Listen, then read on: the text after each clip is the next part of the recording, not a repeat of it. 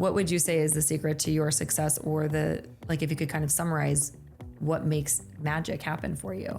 I honestly think it all boils down to gratitude. I have a lot of gratitude in my life. I preach gratitude in our salons. Every team meeting, we start with going around the room, sharing something we're grateful for. Before I go to bed every night, my husband and I tell each other at least 3 things we're grateful for. I have a running note on my phone of everything I'm grateful for. And it honestly rewires your brain. So 1, it helps with my mental health. Where you have gratitude, you can't have anxiety. It just doesn't exist. So if you're feeling really anxious, I'll pull up my list and read all the things that I'm grateful for, and it'll kind of make all of that settle and disappear. But it also changes your perspective on everything, where I feel like I have a much more positive outlook now. And because of that, I see opportunities in front of me, and I create those opportunities for myself.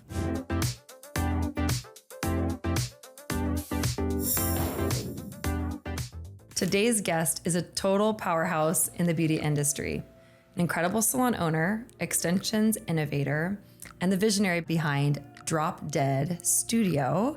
I'm so excited to welcome Kristi Day. Hey, I'm so excited to be here. Thank you for joining us with your amazing Drop Dead drip. I love the custom collar. That's gorgeous. Always. Thank you. I'm sorry that you can't see all of Kristi's art, but it is incredible. Thank you. Everything that she does from top to bottom is pretty incredible. Having the chance to visit your studio in Mesa, Arizona was a total treat, just seeing your design and your vision come to pass. And everything I've gotten to know about you and your work has been so fun and a real treat. Yeah, of course. Thank you for being here. Yeah, I'm stoked to be here. So I want to know a little bit to talk around your branding idea and your inspiration for Drop Dead. I heard about you a long time before I knew who you were or knew about you, and I kind of loved it. Yeah. I also own a salon in the same area, so I just was like, this sounds pretty cool. I loved it. Looking at your Instagram and checking out your creative work especially, it seems like something that you've always been really forward thinking about. Where the heck did you come up with your name and your concept? So Drop Dead came... Sorry, my brain fog. My nerves are hitting too, I guess. But Drop Dead came really organically over time. I started out branded as Kristi Day Beauty on Instagram, just my name and beauty, because I didn't know who I wanted to be when I was 18 in beauty school. And then over time, I started really specializing in the super creative alt looks, and I was doing all of these contests with I turned somebody into a dinosaur one time. I was doing really weird stuff that I was beauty doesn't seem to be the right word for me. It is the beauty industry. I love making people feel beautiful, but it doesn't really quite fit me. And then during this time is when we started actually sourcing for Drop Dead extensions. We started that in 2018. And so I wanted my name and our extension company to kind of all come together and make sense together. So Drop Dead is meant for the creatives. And regardless if that means that you look like me covered in tattoos, or you're just more creative feeling on the inside and more natural on the outside, it's for the creatives, and it's for those that want the edge and the alt. So we started kind of looking at different branding and came up with ideas. My husband actually is a genius at branding and marketing and photography and all of the things. And so he started presenting ideas to me. And when we got to Drop Dead, it just felt right. A lot of people tie it to Drop Dead Gorgeous, and it is kind of a play on that. But it's also that's a Sleeping with Siren song that it's kind of tied to, where drop dead till I'd rather drop dead than continue living in a way that it doesn't feel true to me. Love it. Yeah. So because the allusion to Drop Dead Gorgeous is helpful, but yes. Then thinking about living whatever it is in your fullest expression. Yes. You'd rather die than not do that, yes. Which I think is a really powerful concept. I didn't know that. Yeah. Okay. Thanks for sharing that. Yeah. And how cool that you have a partner in business and in crime that is also a genius at marketing. Yes. So you've got these ideas and this creative innovation and power, and then somebody who's able to help you translate it into other things across branding, your space, development of website, and other products. Yeah. So when my husband and I met, we've been together 10 years now, married for almost 9. When we met, he was actually going to FIDM in Los Angeles, Right on. The Fashion Institute of Design and Merchandising, getting a degree in manufacturing. And I was in beauty school at the time. And so we didn't really know that we would end up here working together, but it kind of has naturally gone that way where he has his degree in manufacturing. I'm the hairstylist. I'd come home and complain to my husband about things we're missing in the industry. And he was like, well, why don't we just make it? Well, why don't we just make it? And so people ask me all the time about extensions or even just random things in our salon. Like, where did you get that? And I'm like, sorry, that's the manufacturer got it for me. Like, I can't give you a company. Which is actually pretty amazing. Hence the special spin and how unique it is. If you check out their space, if you have a chance, it's actually pretty incredible. Just the way all of the branding is, it's fun. I personally really enjoy the macabre. And Halloween, which is coming up, the most wonderful time of the Best year. time of year. Yes. It is the season, the reason for the season. Yes, I love exactly. Halloween so much. Yeah. And it's always been my favorite since I was little. And people might even assume I don't celebrate Christmas because of how much I celebrate Halloween. Yeah. Okay, so I don't have, in my opinion, an alternative presenting look. Right. Weep, womp.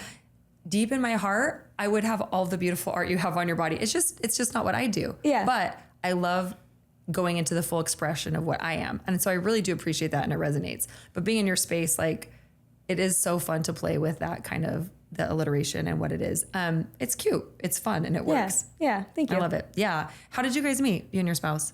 We matched on Tinder. Even better. Granted, it was 10 years ago. So at the time we were like, oh, we met through friends. We met on social media. We met on whatever, but we matched on Tinder. He was my one and only Tinder date, actually. What? Yeah. Wait, are you kidding me? Yeah. My friend in beauty school she was freaking boy crazy and was always going on dates and like trying to drag me on dates with her. And so she made me get Tinder in beauty school. And I had it for like, I don't know, 6 or 8 months and like swiped on people and had like no interest. And then I matched with my husband. He was in town because he's from Mesa. Okay. And he was in town from LA and he was like, hey, I leave tomorrow, but do you want to grab breakfast? And I was like, yeah, I do. And been together ever since. Okay, that's actually kind of cute. Yeah. It's ridiculously cute. How old were you? I was 18. You were a baby. You got married when you were that young? I did. Yeah, I got married 11 days after I turned 20. I'm fine. It's I know. fine. It's Everything's crazy. fine. Were your parents, anybody melting down in your life? Oh, they were supportive. Okay, that's cool. Melting down on the inside? Maybe a little bit.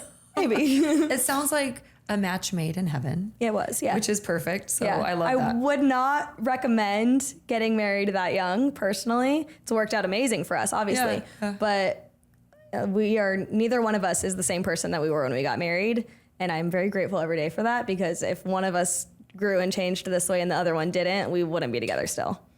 Well, that's the adaptability and the innovative part. Yes. Which actually works out. What I think is cool, though, is as you've had different iterations and grown and developed, you've stayed true to yourself. And it sounds like that's worked for both of you. Yeah. I love it.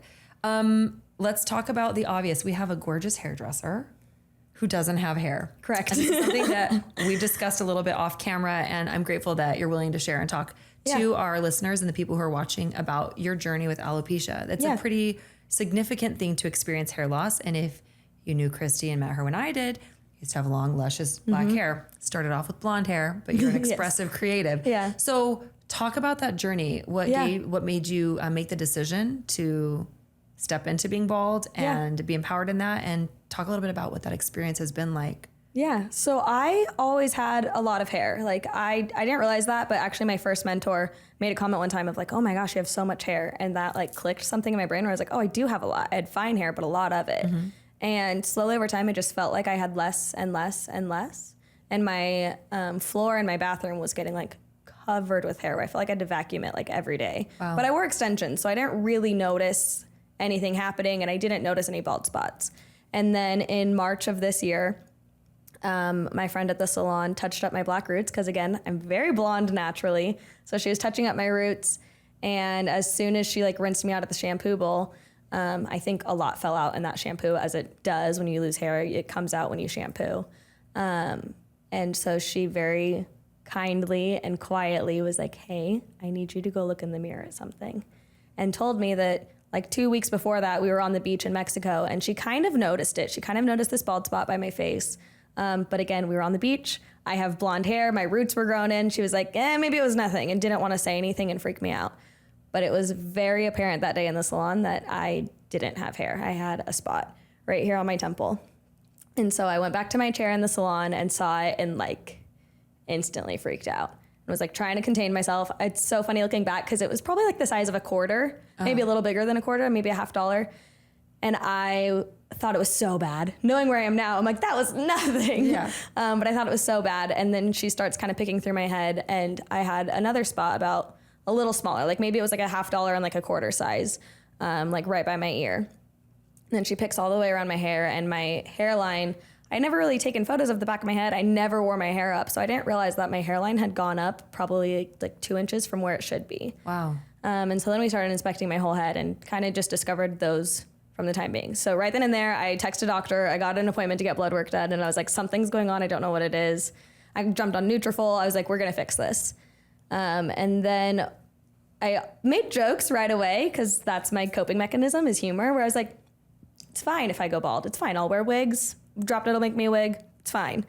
But it's really easy to say that when you still have your full head of hair and you still have your extensions in. So then about a month went by. The spots kept growing. I started getting more and more. And then in probably May or June, I think it was June actually, that same friend came over to my house to do my extensions for me. And I'm so glad that we were in my house, because, you know, I present as a very strong person, and I would say that I am, but we all have our emotional things, right? So she came over to do my extensions, and she took them out, and she goes, Kristi, I'm going to be so honest right now. I can't put 2 rows back in your head. Wow. Like, we had been able to work with it using the drop dead method, which I'm sure we'll talk about. But it's a row of beads and thread. And so I was able to wear extensions through my whole hair loss journey, because that thread would go over my bald spots, so we could still stitch my extensions on. That was my saving grace from March until July, when I decided to shave it. So yeah, she was like, Kristi, I don't think I can put a second row in. So we put 1 row in. I found crappy shears in my bathroom, and she gave me a bob at like midnight in my kitchen, and we called it good. And I started coming to terms with the fact that I was losing my hair and I was going to have to shave it. So then a couple weeks went by, and 4th of July weekend, I had one of my spots up here pop up right in my part line. And I was like, okay. Now it's showing. Now it's showing. Like, I can't really hide it anymore. And so that weekend, it was, I don't know, we were at a 4th of July event, and we're like, I think Sunday when the salon's closed is the time that we do it. Like, I wanted my people there. I wanted it to be on my own terms. I wanted it to be when I still had hair, not like I was forced to do it. And so yeah, July 6th, we brought my sister and my 2 best friends, and they all came, and we shaved my head at the salon. And I'm so grateful that we did, because a week later, my spots started growing really bad. Man. And like, you can kind of see where I have hair now. Like, I would look like Gollum. Like, that would be way more traumatizing to get to that point than just shaving it when I did. Yeah. It happened really quickly. Really quickly. Yeah. So March is probably like middle of March when we noticed it. And by July 6th, I shaved my head. And now I'm like fully bald. Is that typical with alopecia, that it advances that quickly? I don't know. I kind of hear mixed reviews on that. It sounds like mine is exceptionally fast, but it does seem like once it starts, it kind of starts, and there's no really turning back on it. And what does your doctor say? I don't know a lot about alopecia. So what is the prognosis with it, the treatment for it, and how do you plan on proceeding? So I've been doing a lot with my doctor about like my diet. Turns out I don't have stomach acid. So I'm not actually getting the nutrients, because the first doctor I went to told me I was iron deficient. And I said, there's no way, because one thing about Kristi Day, I eat a lot of steak. I only eat red meat. And I cook in a cast iron. Like, I'm like doing all these little things. And I'm like, I'm not iron deficient. Like, something else is going on here. So she wanted me to take iron supplements. And then I went to a new doctor who was like, you're getting enough iron. You're just not using it because your body can't break down the food. So I'm on enzymes I have to take before every meal to like actually break down my food for me, so I actually get the nutrients from it. And then I'm on a whole bunch of supplements to help support my thyroid. I have a thyroid issue, so now I'm gluten-free for the rest of my life, which has been fine, actually. All you want to eat is steak anyway. Exactly. Like, that part's been easy. Nobody needs the dinner roll with it. Just give me 2 steaks. Exactly. And then we're just doing some other, like, we tested all my food sensitivities because my organs are like really inflamed. And so they think that that's kind of causing the autoimmune issue, which is causing the hair loss. So we're working on just cutting out my sensitivities and then reintroducing down the line when I'm less irritated on the inside. Yeah. So my diet right now is a little crazy, but again, I like steak and I like red meat, so I'm doing okay. That's perfect. Yeah. Okay. All right. A lot of that. And then just trying to manage stress. I think hair loss came from from a stressful time in our life, and like having all of that kind of settle. I think eventually it could grow back, and if it doesn't, then that's okay. You're super cute bald. Thank you. But it can be very traumatic. Like we were talking about, like there's days probably where this is fun, we're fine, and other days where what kind of feelings hit you? Yeah. So when I shaved my head, I was so terrified to do it. Like, who wants to shave their head? If you had asked me before March if I would ever shave my head, my answer was heck no. I'd also point out this flat spot I have on the back of my head and say my head is not shaped to be bald. So I think if anybody's listening and they think they couldn't be bald, you probably can, because I said I couldn't, and everyone's telling me how good my head shape is now. But yeah, I was terrified to do it. And then I did that first, I felt like I had to get dramatic with it. So I did the first like bangs back and instantly like felt relief. Yeah. Like I didn't have to stress about the fallout anymore. I could just focus on moving forward, you know? And then once my head was shaved, I was like, okay, I look kind of cool. This is fine. I actually had Amazoned a real crap cheap wig that like the night before, so that it was at my house that morning so that we could cut bangs on it and I could look like normal Kristi. So if I felt any type of way about being bald, I would just wear a wig and nobody would know. But I only started wearing wigs like 2 weeks ago now as like a fun accessory, not because I feel like I have to. I'm bald 98% of the time and I like it. But there are days where I just wish I had hair. Like, I think most people would. Right. A wig can only do so much, where there's days where I'm like, yeah, this is great. This makes me feel cute, but I wish I didn't have to like glue this down right here to make it look like it's mine and put eyeshadow in my part to make it look like it's mine. Like, I wish that I just had it. But at the end of the day, like, I'm rocking it and I'm along for the ride, whatever it looks like. Cool.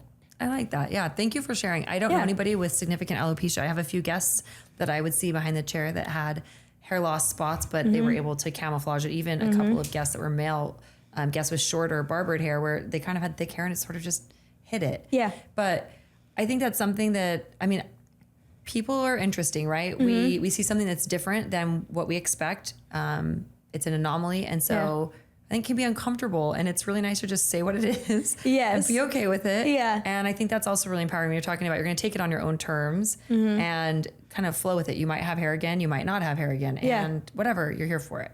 Yeah. I think that's really nice. And I think it's a really good metaphor for life. Like, let it go. Maybe it doesn't work out the way you wanted it to, and okay. Yeah. Now what? Like, we could probably fixate on a lot of things for a long time, or we could just go with it and then be like, hey, I'm Kristi Day. I am bald. I have alopecia, and also look how cute I am. Yeah, exactly. I just am thinking, like, are we going to do scalp tattoos? Have we thought about it? Okay, so this was literally everyone's first comment. Because that's really what I'm wondering. If you go to the post of me, like, first when I shaved my head, so many people were like, so scalp tattoo? Or if I do an Ask Me Anything, they're like, so scalp tattoo?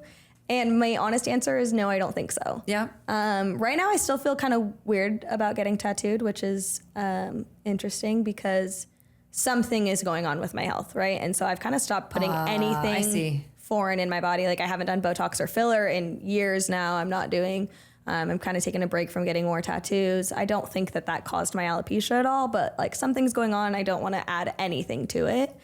So that's reason one. Reason two, my face, like before we started this, you asked me if I put makeup on my head, you know, like my face doesn't really stop here anymore. It's like my whole head is my face now. That's like getting a face tattoo, basically. Exactly. That's how I feel. So the answer to that question is yes, I do bring my makeup all the way back into my hair. But yeah, no, I don't. It feels like a face tattoo, and I would have never got a face tattoo. That doesn't feel true to me. I mean, but now's the time if you wanted to. It is. No, I get it. That's totally great. And that makes sense, actually. Yeah. Not to mention I think it'd be real painful. I think it'd be real painful. It's very sensitive. Yeah. And everyone's like, well, it'll be cool because when your hair grows back, I'm like, again, it's not guaranteed it's coming back. Yeah. We would love for it too, but we're okay if it doesn't. So I don't want to make that permanent of a decision that I might have for another 60 years, you know? Totally. And yay, you get to choose that. Yes. Which I think is awesome. I love it. Yeah. You mentioned something about your mentor a little bit earlier, how she said how much hair you had. And I was just thinking about your mentorship. I want to hear a little bit about the start of your journey. Yeah. You got through beauty school in record time. I don't know if it's actually record setting. It was definitely not record time, super fast. But I did go through school fast. How did you go through school so fast? Why did you go through school so fast? Yeah. And tell me about your beginning journey as a baby hairdresser just out of school. And you went from that to salon owner to product development, brand innovator, and multiple salon owner pretty quickly. Pretty quickly, yeah. Take us again. through what Wouldn't that looks recommend, like. but here we are. Also about the stress level, right? Yeah. Also, might have led to me being bald, but it's fine. You know what? Whatever.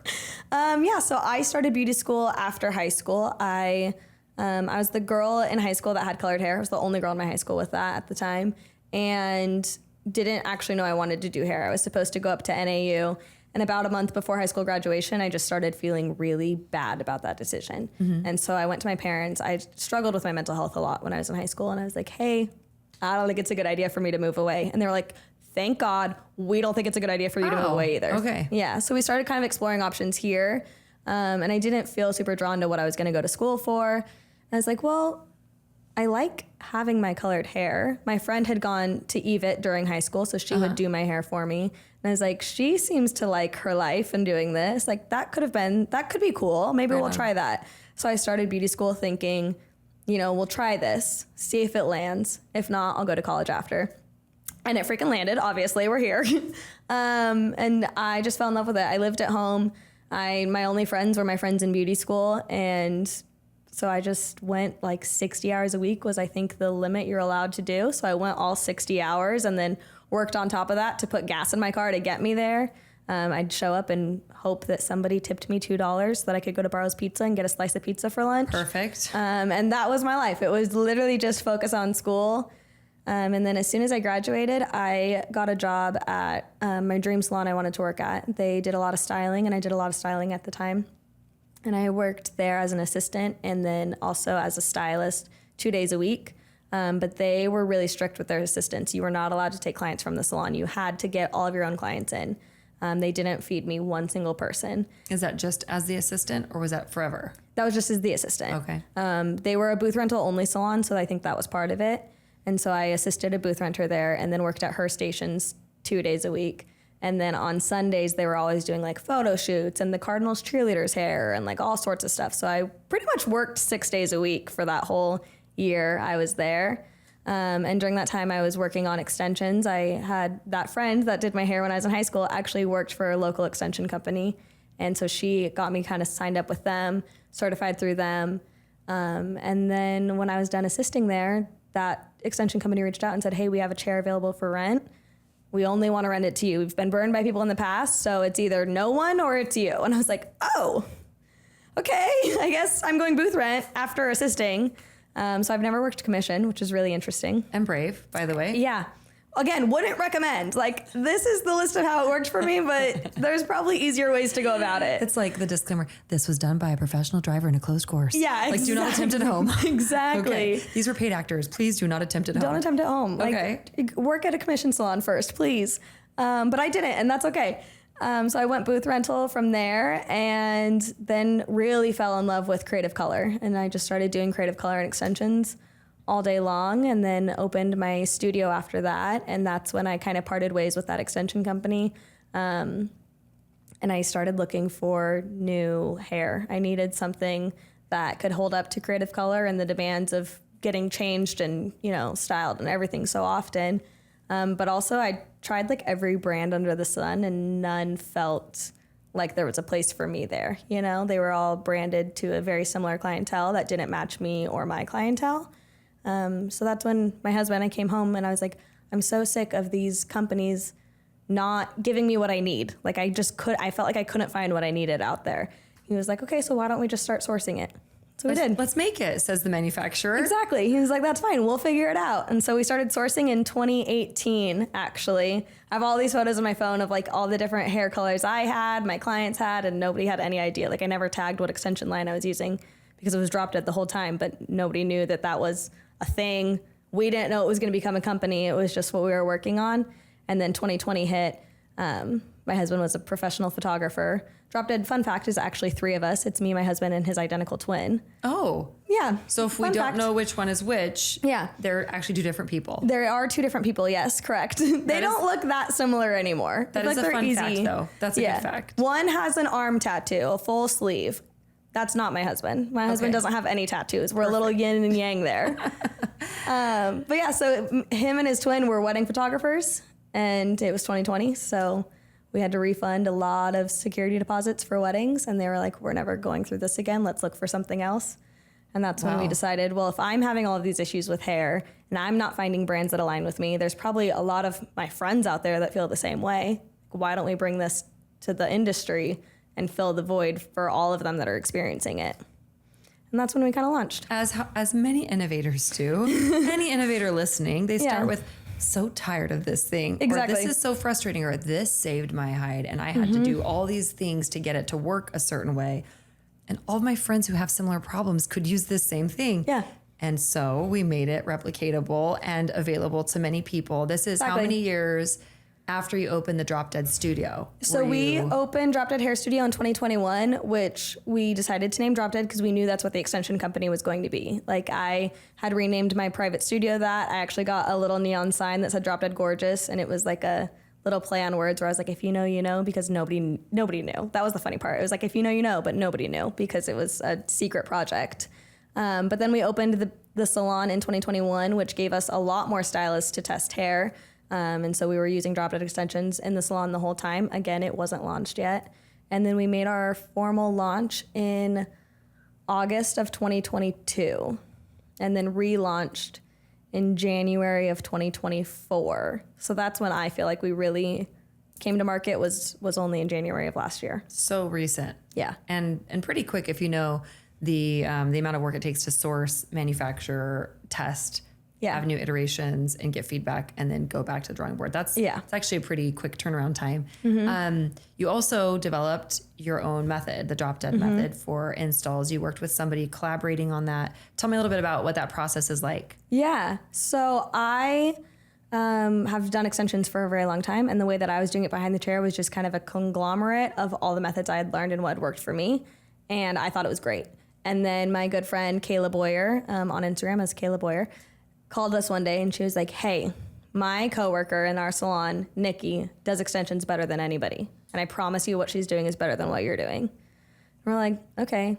She's like, she wants to partner with Drop Dead and make it the Drop Dead method. And we're like, all right, we'll come see what this is. And I was like, I like what I'm doing, but I'm really open to changing it. And what she did was a complete 180 of what I was doing. And I left and I was like, that was awesome. That was way better than anything I'm doing. I feel ridiculous having done what I was doing. Now it's seeing something so much simpler, so much more comfortable, so much more secure. It lays flatter to the head.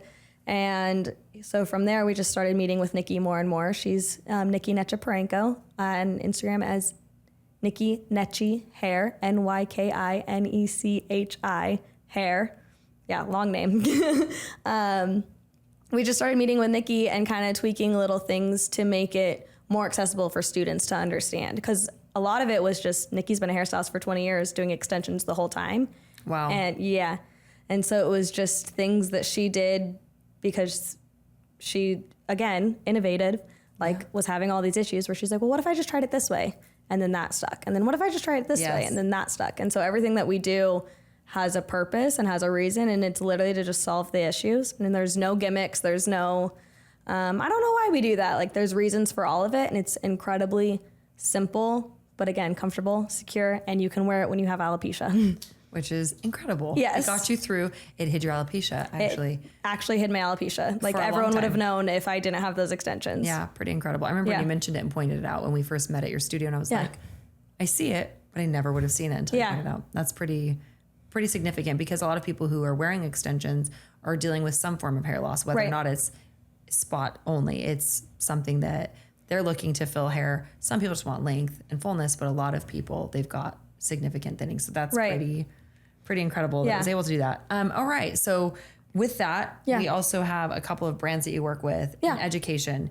You're an international educator. Yes. I would love to know what's the most wild experience you've had in international education or the best experience where you're like, wow, this is cool. I've made it. I think just being able to internationally educate was like, this is cool, I've made it. That was a goal for mine. I was supposed to do it with a previous company in 2020. I was supposed to go to Australia, and then, 2020 hit. So like wedding stopped, travel stopped, fun stopped, the whole world stopped. Yes. Got it. And so being able to check that box off, it was April of last year that we went and taught in Sweden and Norway. which is incredible. My mom's side of the family is actually Scandinavian. Wonderful. Yeah, so I've always been intrigued by that part of the world. Like, I don't know a ton about it. It's, a little distant now, but I've always been intrigued by it. They have a very Norwegian last name, and my grandma would make me lefse growing up and stuff. So when they asked me to go there, I was like, oh my gosh, this is a dream come true. Beautiful. But yeah, traveling, educating internationally, especially for hair color, is kind of crazy because you think hair shows are crazy, right? You think washing in a shampoo bowl in a kitchen at a convention center is like insane. You're like, what the heck are we doing here? But at international events, you have no idea what you're walking into. Like, sometimes you have a shampoo bowl. Sometimes you have a blow up shampoo bowl tied to the bar at a restaurant. And that's what you're working with. And so it's really just... There's a lot of lakes in Scandinavia. There so is. You could just go into the lake, close by. Perfect. Perfect. It's fine. So it's just, you really got to be adaptable for it and kind of easygoing and innovative. Like, all right, well, that's not going to work. What can we do? How can we make this happen? Yeah. That seems like a really common theme in what you have experienced in your life and what has led to all the success that you've found. Yeah. What would you say is... If you had to, name, because so Kristi Day loves steak. Yes. Like, what would you say is the secret to your success, or if you could kind of summarize what makes magic happen for you? I honestly think it all boils down to gratitude. I have a lot of gratitude in my life. I preach gratitude in our salons. Every team meeting, we start with going around the room, sharing something we're grateful for.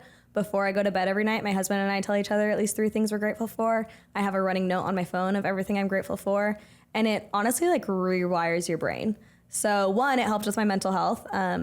Where you have gratitude, you can't have anxiety. Like, it just doesn't exist. So if you're feeling really anxious, I'll pull up my list and read all the things that I'm grateful for, and it'll kind of make all of that settle and disappear. But it also changes your perspective on everything, where I feel like I have a much more positive outlook now. And because of that, I see opportunities in front of me, and I create those opportunities for myself. Hey, business owners. Yes, you. I know you're juggling it all. Marketing, admin tasks, websites, podcasts, social media. The list never ends. That's where Spark comes in. We're a virtual assistant company built just for small business owners, because once you're able to delegate, we know you'll be able to dominate. Our clients are seeing up to 30% increase in social media engagement and sales, all by letting us handle the behind the scenes work. Not to mention an incredible boost in flexibility, profit, and time. So scan the QR code right now to schedule a free chat with my team. Let's make you efficient AF and help you focus on what you do best, growing and leading your business. I think that's really beautiful. And like you said, incredibly powerful. How words and intention and focus can actually change the channel. It's listening to the radio or listening. We don't want to have that anymore, but it's changing the Spotify station. Yeah, exactly. Right? Like, it's tuning yourself to what is good that you're appreciative of. And how cool to hear as well that it helped with your mental health. Was it something that you learned early on as a coping mechanism, or where did the practice of gratitude begin for you in your life? Actually, I think it came from my husband. He's a very smart man. He, I think, got it from Tony Robbins. I might be wrong on that, but I think it was Tony Robbins who said, where gratitude exists, fear cannot, is maybe not the exact quote, but something to that effect. Sure. And so we just started practicing it. Like, we both have had our struggles with, mental health stuff here and there. Me definitely more than him, but he'll be like, okay, tell me 3 things you're grateful for. Or if one of us is in a bad mood, we would just start doing that. And we realized that literally our entire perspective shifted, our entire life shifted. Our home started feeling like a much happier place. And even little things that maybe would have bothered us stopped bothering us, like something would break and it wasn't like, oh my gosh, this freaking crappy whatever. It was like, oh, that's okay, we'll just fix it, So seeing that shift in each other, we were like, there's something happening here. And that's when we started applying it to our salon. So every one of our classes too, with Dropped Education, every one of our classes starts with gratitude. Every meeting, literally everything we do starts with gratitude now. I mean, it's pretty simple. Yeah. This is no big shocker, but it's really profound. That's cool. Yeah. I didn't expect that. Yeah. I don't know what I was expecting. I really just wanted to hear your answer. Yeah. And I love that you shared that. I think that's really, really impactful and clearly has had that impact on you and your team. Yeah. I also like that it's something that you learned and then you continue to practice because I think a lot of us, you have education, you've taught internationally, you've taken classes. That's how you got where you are. Yeah. You know, I think a lot of us are exposed to a ton of information, best practices and things that could really elevate us. And that's nice. And then it's the application where the rubber meets the road. Yes. When we're doing this day to day, when we're remembering maybe these practices or these things that we've learned in class, whether it's regarding business or hair or personal relationship or mental health. Right. When you're actually doing it, Right. look at what the consistent application has done. I also love how you point out that it's illuminated a different path for you. Yeah. It's like opened you to the opportunities that were there. Yeah, it totally changes your whole outlook on the world. I love that. Not that I suggest anybody does this, but if you think about the converse, if someone actually made a list of 3 things that were bothering them every day, or that's what they talk about, I mean, truly, I can imagine the difference between what the outcomes would be in your life if you don't do it. But if you and your husband switch what you're doing and said, let's do this for 3 months and see what happens, like, imagine the amount of stress and deterioration you'd experience. So exactly. What so basic, makes sense. Awesome. Like, it's kind of a no-brainer. Why aren't more of us doing it? Right. Yeah, I love that. I do have a gratitude practice, and I try to get my children to do this on their way to school every morning. What are you thankful for? And there's usually a growl or a grunt, and I'm sure. Okay. Yep. Love you too. Have a great day. Make it a good one. We do our best. We all just do our best. Maybe something will stick someday. Yes. Yeah. I don't know that I'd want to do this with a teenager, or a teenage me would even want to do it. We to each their own. Yes. I love it. Will you share a little bit as well about your creative pursuits and what you're doing in pushing creative boundaries? You'd mentioned the dinosaur you made. I actually really need to see the picture of the dinosaur. Okay, because I had this, like, my brain, was it in beauty school? Was it like a contest in beauty school, or was it just fun? It was a contest. So I used to work with Pulp Riot, and they would do a lot of contests. And so one of them was like characters.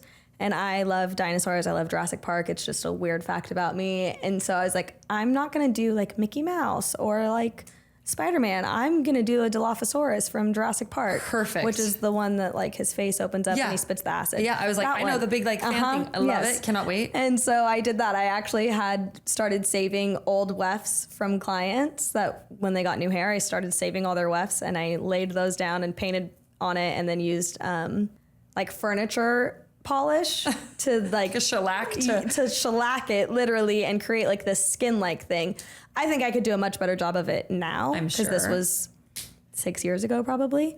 But it was cool. It was fun. I think that's so cute. Yeah. I don't have a picture because there was no social media back then, and we just lived life. Yes. How did we even do this without documenting it? When I was in beauty school, they had a competition, and it was at Christmas time, and it was an upstyling competition. Yes, good.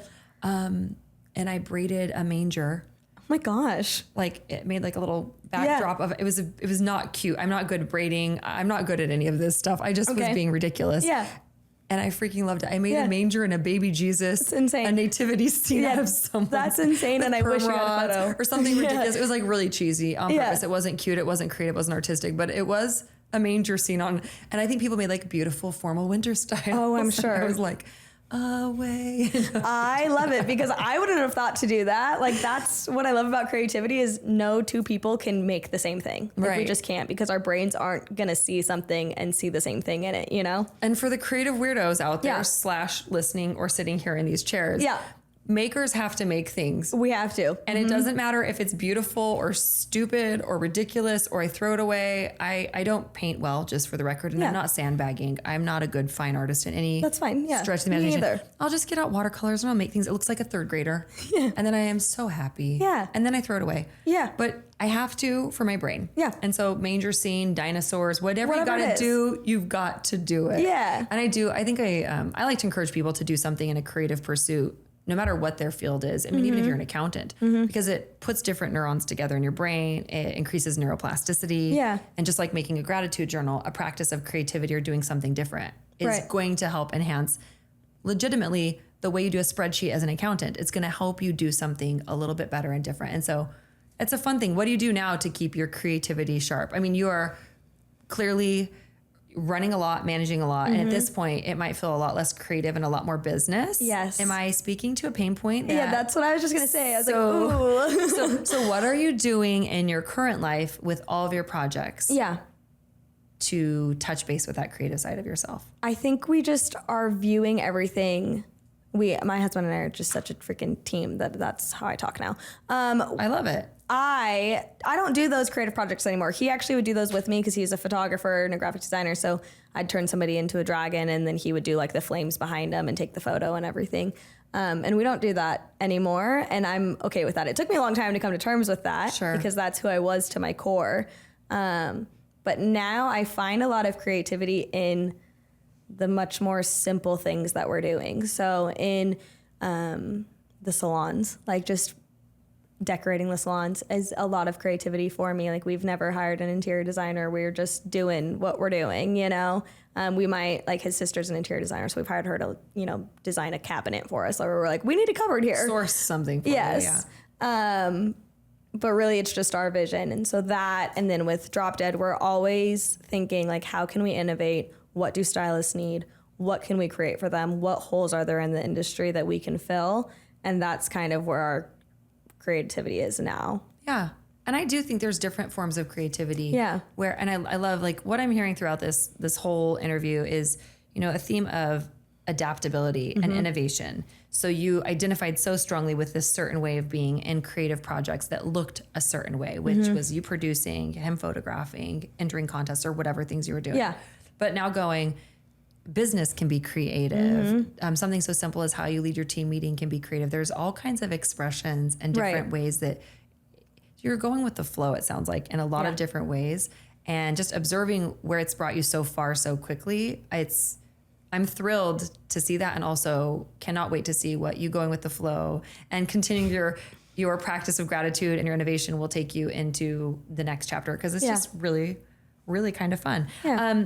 Before we wrap up, I want to know, what is like your absolute can't live without tool product thing? Like everybody, if you could, everybody listening could get this one thing from Kristi Day, like this is going to be mailed to them. What would you give everybody that everybody needs? Like an actual tangible thing? Like whether it's a product, a tool. Well, first, Drop Dead extensions, if you haven't heard of them. Okay, right, of course.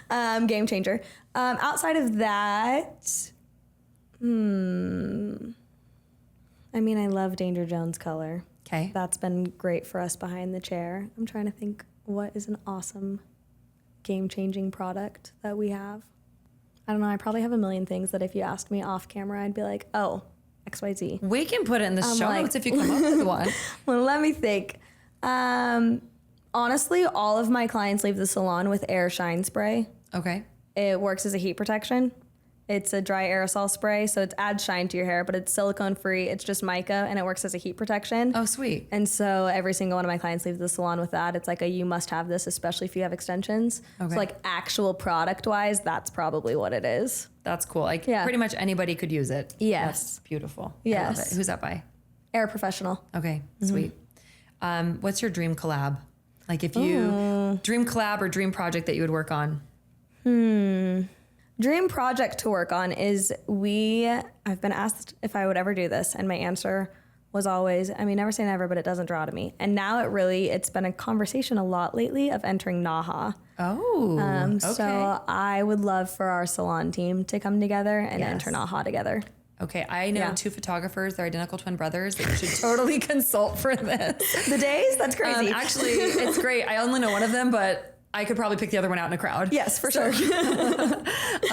That's a lot of fun. Yeah. I've done it once, didn't even know what it was. Okay. But then did it, and 10 out of 10 would recommend pushing yourself to that. Have you ever attended? Yeah. I've attended plenty of times. Wonderful. Yeah. Good. Okay. Yeah, I can see you really excelling there. That's pretty exciting. Yeah. I rub shoulders with people who do these kind of things that are really cool. I hang out with people who are a lot cooler than I am. Obviously, Kristi Day. Oh my gosh. But I love it. And so just what I see people producing and the people who love that kind of art, that kind of expression, man, it's a bug. Yeah. They get it and it's in them. So I think that's really fun. And it is something to push yourself to if, as a creative producer, it calls to you. Because it is a massive project, undertaking, expense, and devotion. Yeah. But that's the thing I love about competitions is not like competing with the other people, but actually having a goal that you're working towards, having a vision that you're working towards, having kind of a goal post, like an end place of like, okay, I need to get all of this complete by that day, and this is what I want it to look like. I think it's really good for us, especially as creatives. Otherwise, we might work on something for ever and ever and ever, and it's never good enough. And I don't know. I think competitions are really good in that aspect, not in the winning or losing aspect. And the deadline or the creativity. Yeah. And you talked about working as a team, which Yeah. is probably would be a really powerful experience for the team to collaborate and to bring their collective energy, whether or not you produce anything you like, just like the Right. art I paint and then throw away or whatever. Yeah. Like that's cool. That would be good for you guys. And then finally, you are a busy multipreneur. What is your favorite way to relax or unwind? How do you decompress? I love being home with my wiener dogs. I have 2 little wiener dogs. Oh my goodness. Or we like to pack them up in our moto van and we take our dirt bikes out and we go to the track. And motocross is a big part of our life at our house. And so every Saturday, like the girls know Kristi's busy, the races are on, I'm not leaving my house because we're watching that. Or if we do leave the house, like the phone's got it on. Or we're riding on the track, or we'll go to the desert as a family sometimes. Awesome. You both Yeah. ride? Mm-hmm. Cool. I got into it from my husband. He was semi-pro in high school and has just always been a part of him. And I got my first bike in 2020. Okay. The world shut down and I was like, well, got to be outside. I'll Let's do something something. fun. Yeah. I have to do something. Yeah. I really love that. That's kind of a fun, a unique little tidbit. Now, before we wrap, you've Yes. got a little fun coming up, Yes. Deadfest. Yes. For those of you who don't have enough Deadfest in your life, tell Yes. us what Deadfest is, what we can Yeah. expect when we attend, and why people should be excited about it. So Deadfest is a celebration. Like first and foremost, that's what it is. It's a celebration of drop-dead extensions, of artistry, of our community, of our collaboration, all of that. And in years past, it's just been a party at night. And we're keeping that energy, but we're adding to it to make it a whole day event. So during the day, there's going to be keynote speakers and industry icons teaching actual tactical hair, as well as working with models, as well as business building. It's kind of everything that you don't normally get from an extension certification. We're not doing a certification. We're not doing hands-on. We're not doing any of that. It's just kind of the business and the mentality and the creative side of extensions during the day. And then we'll break and everyone will go get dressed to the nines. Like we're treating it like it's the Met Gala or prom, like fully dressed up. And then come back where we'll have a warehouse sale. So it's the deepest discount that you can get on drop-dead extensions, bigger than Black Friday. And then we're going to do awards. We're going to have new product announcements. We're going to have some new products that are available at the warehouse sale that we haven't even like teased before, which is really exciting. And then again, the biggest discount that you'll get on the hair, and you can only get it if you're actually there. So it's networking with the coolest people in the industry. It's really good for your brain and your mindset because we're going to have some awesome keynote speakers. Bobby Nielsen's actually one of them. I like her. We love her. That's fun. I was wondering if my friend Bobby was coming. She's coming. So it's October 11th at our warehouse in Tempe, Arizona. Wonderful. Well, I'm so excited. Thank you so much for spending the better part of your morning with me today and for sharing a lot about your journey, gratitude, innovating, and just the things that you've done to bring insane energy to our industry. And I'm just so grateful that not only I got to meet you recently, but also got to spend some time connecting with you today. Oh, same. I'm so glad our paths crossed only a few months ago. And I'm like, we're talking all the time now. I love it. I mean, we're neighbors. We're neighbors. That's my favorite too. I'm like, wait, you have a salon right down the street from me? I know. What are we talking so crazy. about? I know. I was like, we can do a podcast in person, which is refreshing because my favorite people live all across the country. Yeah. Just happy to have a couple of you here Yeah. in Arizona with me. So Thank you nice. so much. And we'll link all this information in the show notes. And then hopefully we'll have some good follow-up and feedback about your party that you're about to have, Deadfest. Yep. Cannot wait. Is there like a little bit of a masquerade macabre theme to it at least? I mean, I definitely would show up in a black dress. Okay. If you're in Kind of something like a bright. crow headpiece, which I'm fond of. I did just get a sneak peek at one of our girls' dresses, and she does have a lot of feathers coming out the top. Okay. Well, I'm gonna have to one up that. Yes. Awesome. Thank you so much again, and can't wait to hear more about your journey. Awesome. Thank you. Yep.